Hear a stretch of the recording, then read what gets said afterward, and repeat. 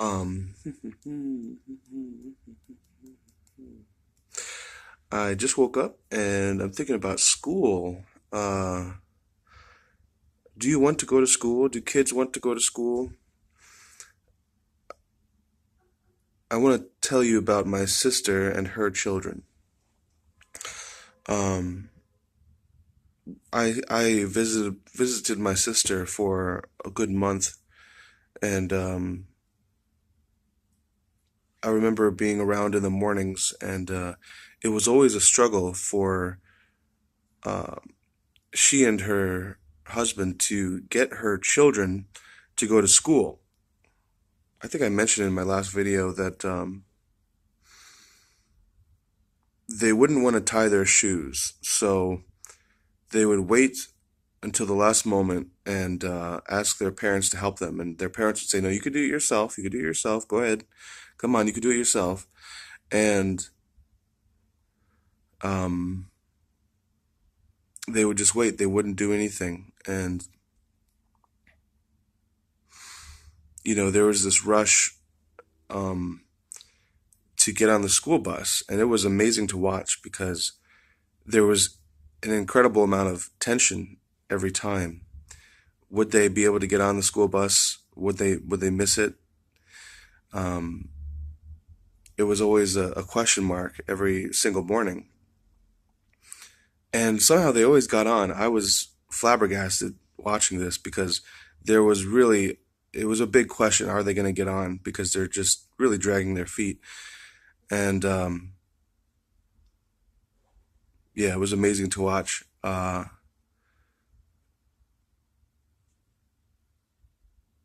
realized that, and I've always kind of known this, that school is not necessarily enjoyable. And I don't know that everything in life ought to be enjoyable. I think it kind of should be, but there are certain things that you may you may want to do because you want to challenge yourself, because you want to grow. And initially, you may find that it's kind of a challenge. It's not an enjoyable thing to embark on a certain endeavor.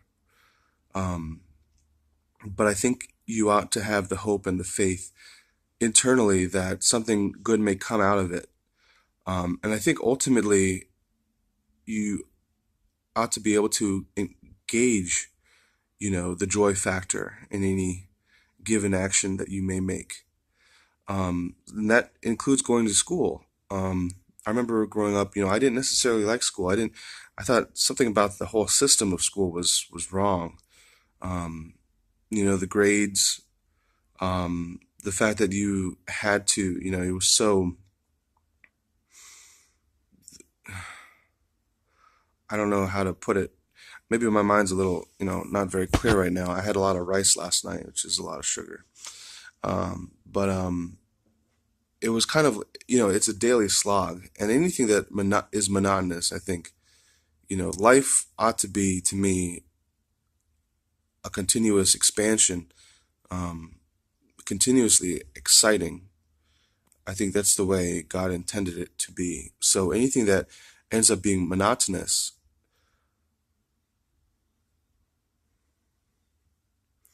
I won't say that you should stop doing something that may be monotonous. You have to put, your clothes on every day. You have to do the dishes. You have to vacuum the floor.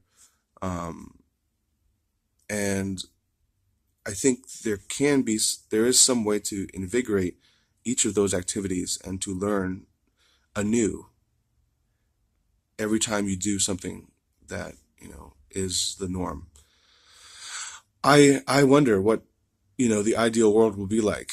I don't think there will be necessarily an emphasis on even putting your clothes on. I think that, we may not have houses that we have now. The way that we construct buildings may be different. And, we may not have, I really don't believe that we would have laborious work.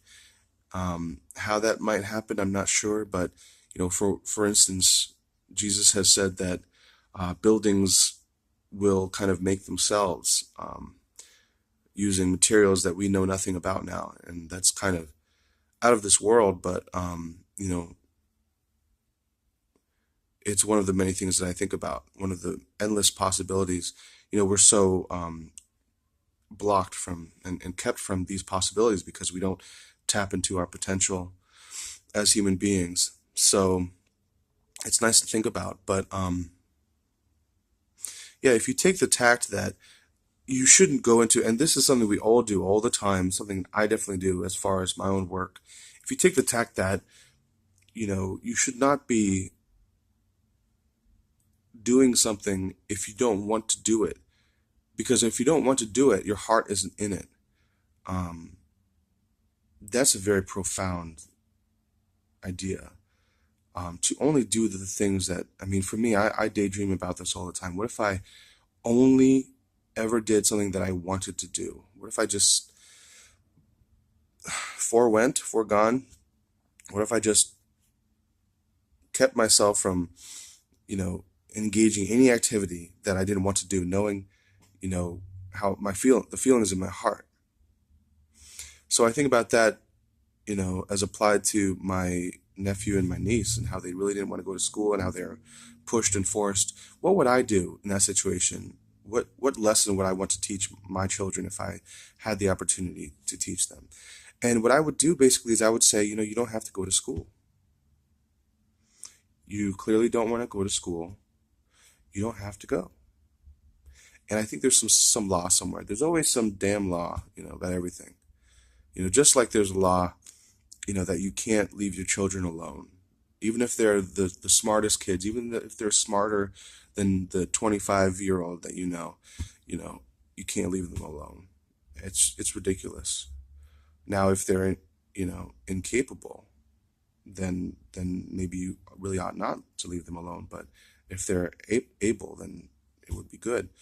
Um, but there's always a law, and even if there was a law that said you have to, enroll your children in school, they have to go so many times, I wouldn't obey that law. It's a dumb law because it breaks, one of God's laws, which is forcing someone to do something they don't want to do. So I would give my children the choice. I would say, if you don't want to go to school, you don't have to go to school. And they would stay home and they would notice that many of their friends, um, go are gone in school, and they may not know how to busy themselves. And it's funny how, these awful ideas creep in. Busy oneself. Busy oneself. Why should anyone have to busy themselves? Life isn't about busying oneself, and you shouldn't be swept up in busyness in businesses. Oh, Theo, you're so brilliant with your. Anyway. Uh, yeah. So I wouldn't say they need to find a way to busy themselves, but they might get bored. They might find that going to school is more enjoyable. There is something to going to school, and I think at some point they would find some benefit. Although there are many problems with the school system as it is now, it still does provide some education. I remember going to school and enjoying the process of learning, enjoying the opportunity of learning so many things. Of course, at the same time, that's another thing, is that I felt so much of what I had learned was spoon-fed lies, just something that somebody somewhere wanted me to know, to believe, that you know I couldn't tell if it was a lie or not, and I had a feeling that much of it was. Anyway, so I would give them the choice, and if they ended up not going to school, then I would attempt to guide them in some endeavor that uplifted them, that helped them to grow, challenged them. Um, I would want to instill some kind of drive to learn. And that's another thing, is that in school you just kind of, a lot of it is rote memorization, a lot of it is not hands on.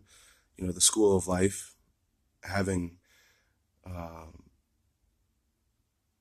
you know doing something where you're you're hands-on in the process, that's a great way to educate oneself. So I think that's about all I wanted to say in this video.